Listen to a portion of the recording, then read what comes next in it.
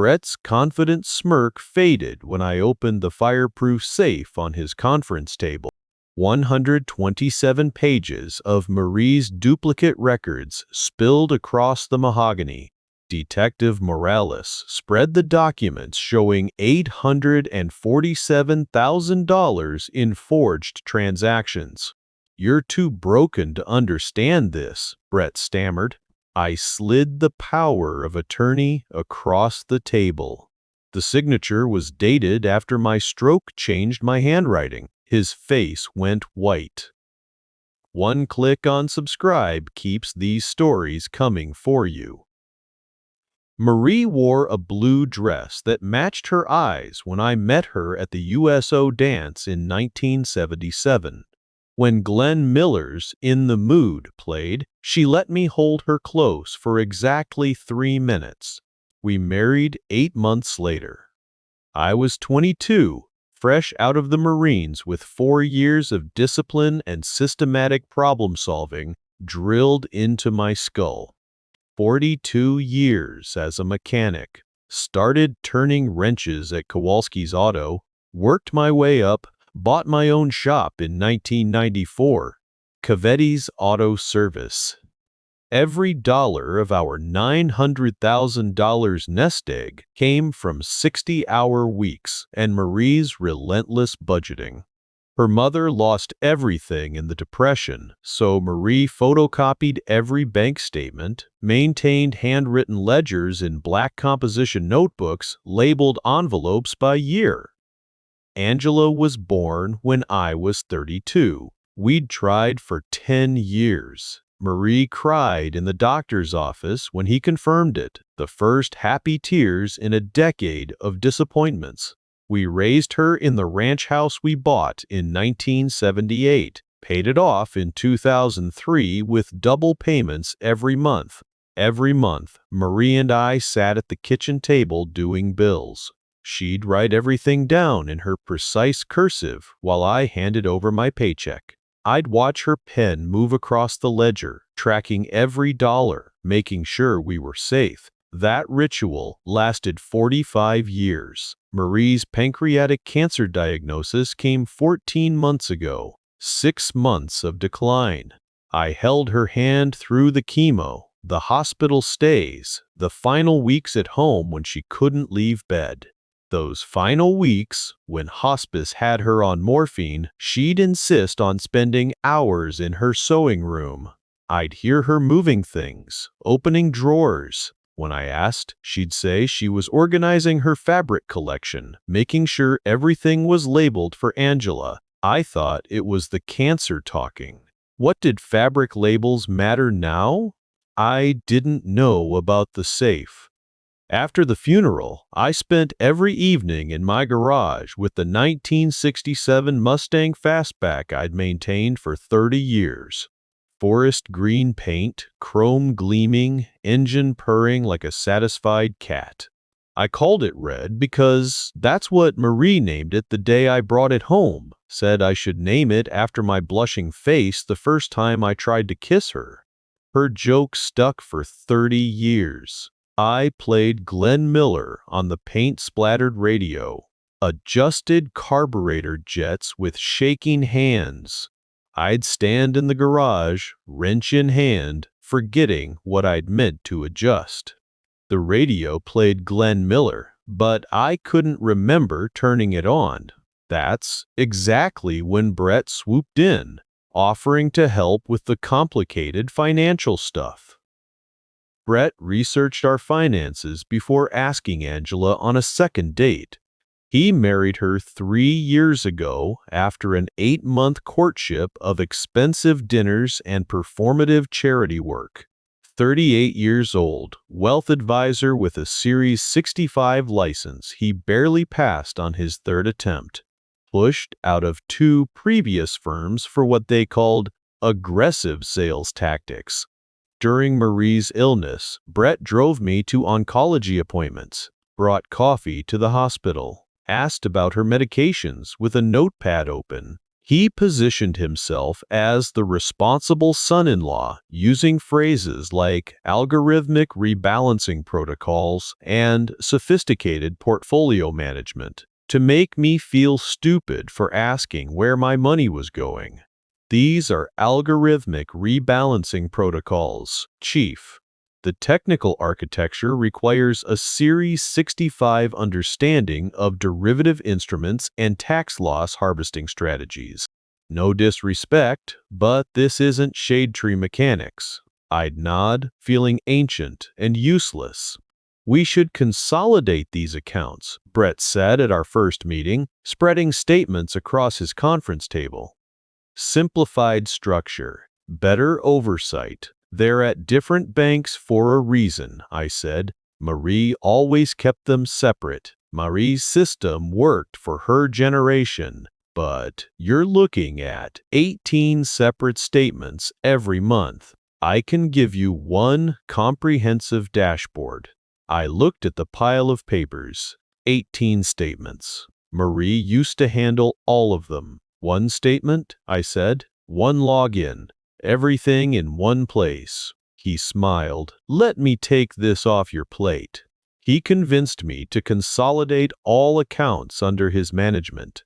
Then he switched everything to digital-only statements, cutting off my paper trail. The withdrawals started small. Management fees, market adjustment losses. Numbers that sounded reasonable when he explained them in his glass office with the fountain pen collection displayed behind his desk. But the losses never matched actual market performance. I checked the news. The Dow was up. My accounts were down. Your generation built wealth through labor, Brett said, touching my shoulder like I was a confused child. Mine builds it through optimization. Different skill sets for different eras. The fees grew larger. A $47,000 rebalancing fee appeared on a statement I didn't understand. I asked about it at Sunday dinner. Brett laughed. Actually laughed. Maybe Angela should handle this conversation. You're clearly too grief-fogged to understand modern wealth architecture. Angela was 8 months pregnant. She looked away, hand on her belly, said nothing. Her silence hurt worse than his contempt. I went home that night and sat in the garage with Red, tried to think through the fog. Marie would have known what to do. Marie would have caught this months ago. But Marie was gone, and I was alone with a son-in-law who thought I was too stupid to notice he was stealing everything we'd built. Brett chose Sunday dinner at Rosetti's to destroy me in front of my family. 32 years of family tradition in the same corner booth. Extended family filled 3 tables. Aunts, uncles, cousins who'd watched Angela grow up. Sal Rosetti saved our spot, like always, the framed photo of Marie's and my 40th anniversary hanging on the wall above us. I mentioned needing to refinance some investments. Brett's eyes flashed panic before his smile appeared. Actually, Dom, Angela, and I have been discussing something important. He reached for her hand. We think it might be time to explore guardianship options. Just temporary, until you're thinking more clearly. The table went silent. My water glass felt heavy. What are you talking about? My house is paid off. Well, that's exactly the confusion I'm concerned about. Brett's voice took on false warmth for the family audience. The house has a mortgage now. Practice, a $200,000 home equity line I helped you secure for tax optimization. You signed the papers in my office 10 months ago. My vision tunneled. I'd never signed those papers. This is what I'm talking about, Brett continued, turning to Cousin Tony, to Aunt Rosa, to all of them. He doesn't remember signing documents. Can't track his own accounts. Angela's worried sick, especially with the baby coming. We can't let him hurt himself financially. Tony started to object. But Angela's silence stopped him. She sat there, pregnant and hunched, not meeting my eyes. I stood slowly, placed my napkin on the table with the same precision I'd learned in the Marines, walked out without a word. Behind me, Brett's voice carried through the restaurant. See, emotional instability, classic early-stage dementia. Marie's voice in my head was clear, as if she stood beside me. Problems don't just appear. 3 days in the garage with Red and Glenn Miller, methodical thinking, like diagnosing engine failure. There's always a source. I stood outside Marie's sewing room for 10 minutes before turning the knob. Hadn't opened the door since the funeral. The air inside still smelled like her lavender sachets. Behind our wedding photo, a small gap in the wallpaper. I'd walked past this wall 10,000 times. Never noticed. I pulled the frame away. A small fireproof safe sat in a recessed wall niche, painted to match the cream wallpaper. A perfect fit. Marie must have arranged it while I was at the shop. The combination lock stared at me. 6 numbers. Where would Marie hide it? I searched the sewing room, checked her fabric labels, her pattern books, the drawers of her sewing table. Nothing. Her favorite cookbook, the one with the cracked spine and tomato sauce stains from 40 years of Sunday dinners. Inside the front cover, her handwriting, 10 to 15/77, our anniversary. The safe opened. 24 years of duplicate bank statements in labeled envelopes. Photocopies of every document Brett ever presented. Handwritten ledgers tracking every transaction in Marie's precise cursive. And a letter dated 3 weeks before her death. Dominic. If you're reading this, I'm gone, and Brett is helping with finances. Don't trust him. I've been tracking discrepancies for 8 months. He's been skimming. Started small, $500 here, $1,200 there. Now it's $15,000 withdrawals he calls rebalancing fees. I have proof, but I'm too sick to fight. DF. Everything you need is here. Get Janet Kowalski. She'll understand the numbers. Sigh, love you. Protect what we built. Problems. Janet. Marie's childhood friend from the old neighborhood. I hadn't seen her in years, but Marie had kept in touch. She'd become a forensic accountant. I called her. She arrived the next morning with her laptop and professional software. We spread Marie's ledgers across my kitchen table, the same table where Marie and I had done bills for 45 years. Janet worked through the afternoon, cross-referencing Marie's handwritten records against Brett's statements. By evening, her face had gone stone cold. $847,000 in fraudulent transactions, forged withdrawals, phantom management fees. And this mortgage? You never signed it, Dom. He forged your signature on the power of attorney documents. She pulled out her phone. This is elder abuse, Janet said. Criminal fraud. I'm calling Detective Morales. He handles financial crimes, and he's going to bury this bastard. Brett's voice was smug when I requested the meeting. Smart move, Chief. What he didn't know, Detective Morales and a bank fraud investigator waited in the building lobby. Marie's fireproof safe sat in a canvas bag at my feet. Brett's corner office.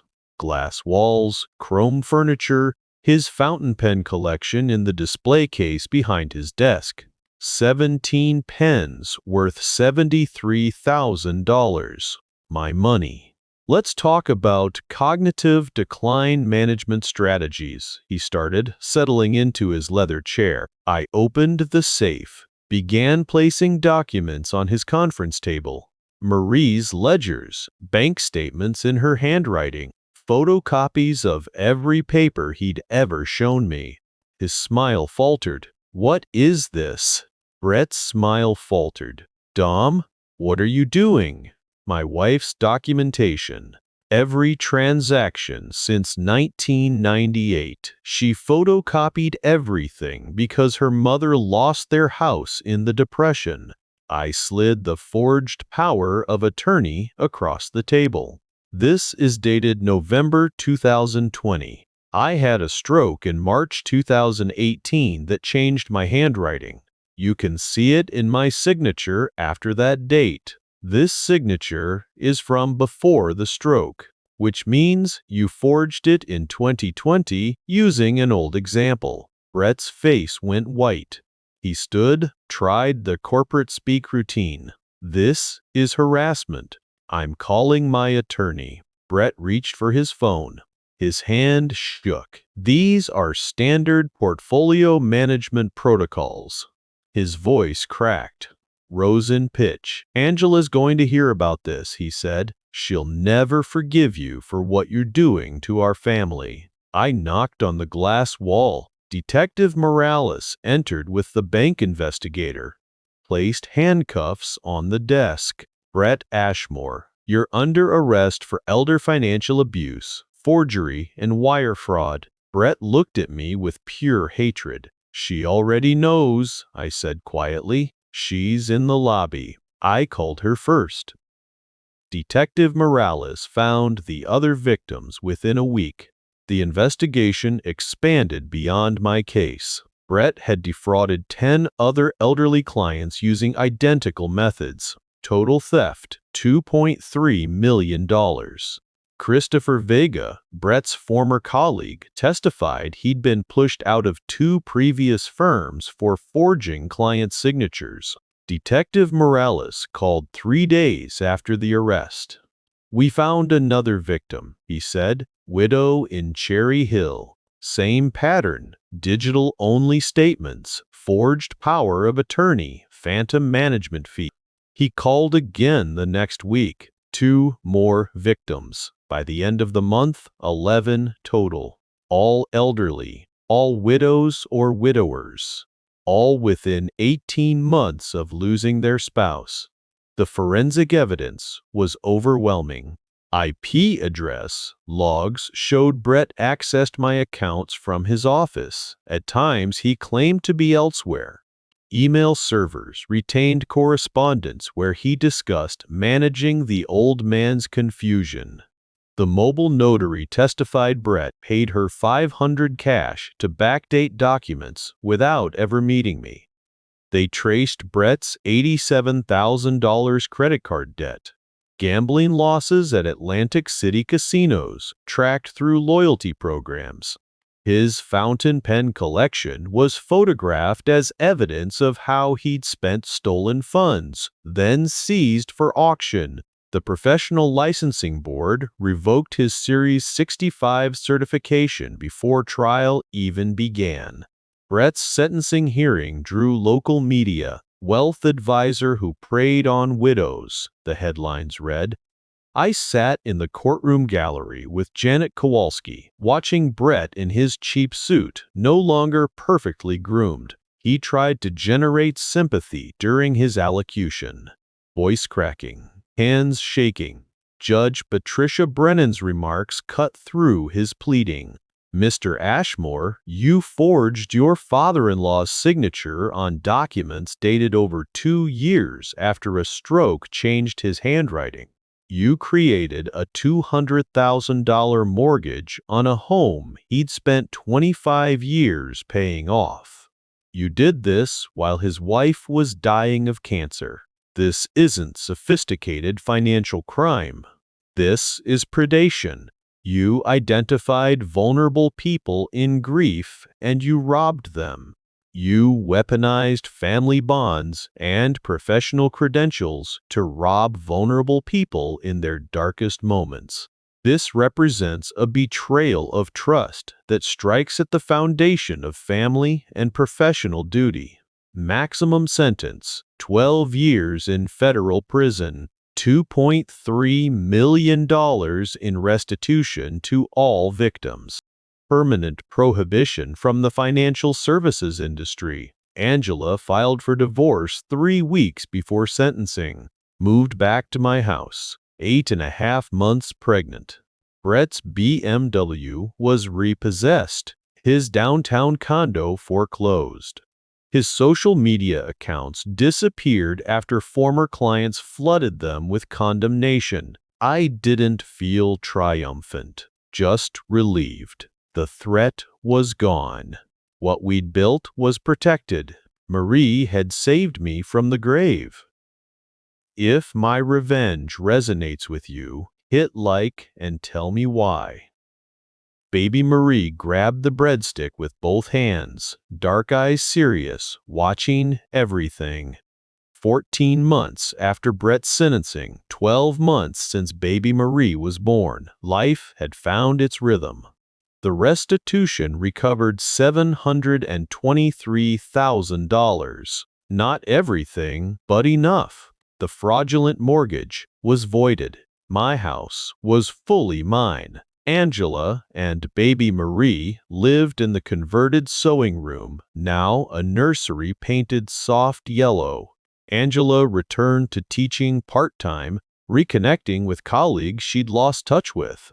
She submitted her children's book manuscripts, stories about a little girl and her mechanic grandfather solving mysteries together. The agent requested the full series. Sunday mornings, I maintained Red with baby Marie in her car seat nearby.